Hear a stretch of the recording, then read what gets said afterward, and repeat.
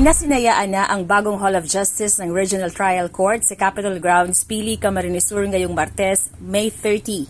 Mahalaga ang okasyon para sa mga kawani ng RTC dahil napalitan na rin ang lumang gusali na naitatag mula nang ma-file ni dating Congressman at Governor Luis R. Villaferte Sr. ang bill na itayo ang Pili RTC noong 2006. Pangunahing bisita sa inaugurasyon si Chief Justice Alexander Gesmundo na nagpaalala sa mga kawani ng korte hinggil sa integridad ng desisyon sa pagbibigay ng hustisya. I feel honored to join you on this occasion.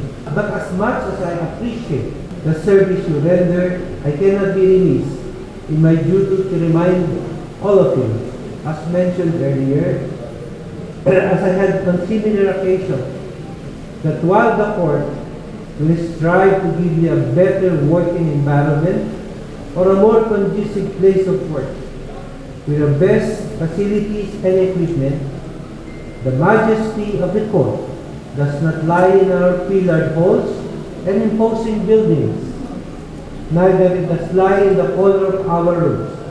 The majesty of the court lies in the integrity of our magistrates and the wisdom of their decision. Patunay ang gusali ay naman kay Governor Luigi Villaferte sa pakikipagtulungan ng lokal na pamahalaan na maisulong ang patas sa sistema ng hustisya sa bansa. I stand by this and I stand by you. This building is a testament of our commitment of partnership with the judiciary.